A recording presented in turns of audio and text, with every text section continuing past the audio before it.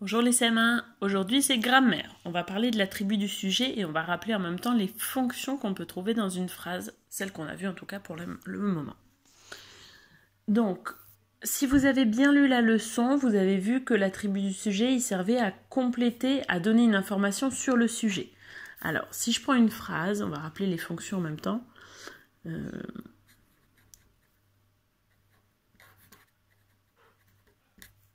Les enfants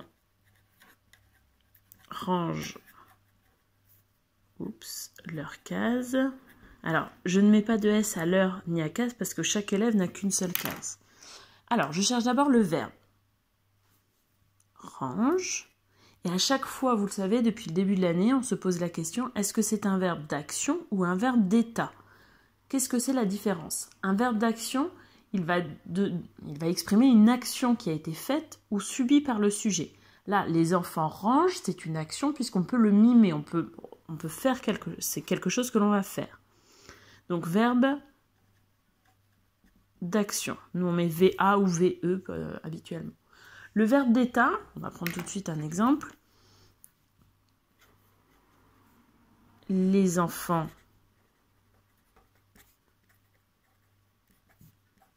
sont sages.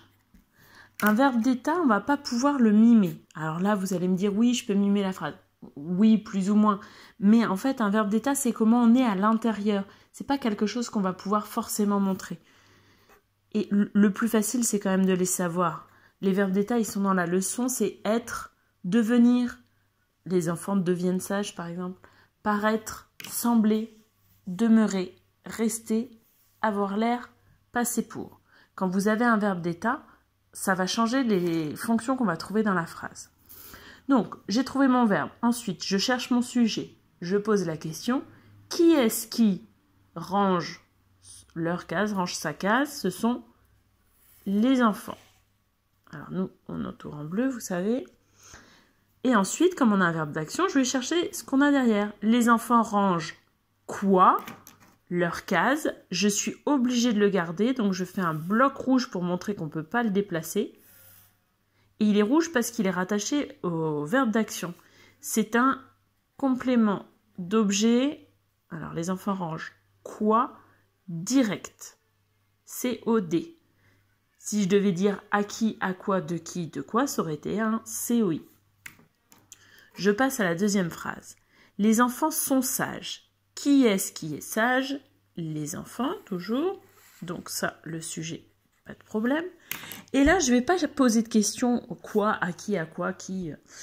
Les enfants sont sages. Je ne dis pas les enfants sont quoi. C'est un verbe d'état. Donc je ne peux pas poser la question. À partir du moment où j'ai un verbe d'état, derrière, ce sera un attribut du sujet. Finalement, c'est plus simple. Si on sait que c'est un verbe d'état, derrière, on aura un attribut du sujet. L'attribut du sujet, on va faire un bloc bleu. Pourquoi? Parce qu'on n'aura pas le droit de l'enlever. C'est pour ça qu'on fait un bloc, comme un parpaing, comme si c'était super lourd et qu'on ne pouvait pas le bouger. Et en bleu, parce que ça s'appelle attribut du sujet. Alors moi, je mets ATT du sujet. Comme il parle vraiment du sujet, de comment est le sujet, c'est pour ça qu'on le fait en bleu, pour montrer que c'est rattaché au sujet. Alors, rappelez-vous, on a encore les compléments circonstanciels qu'on fait aussi. Alors, je vais faire une autre phrase.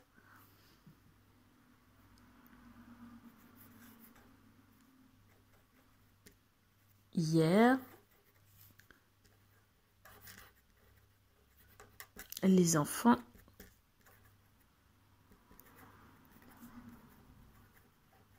étaient énervés.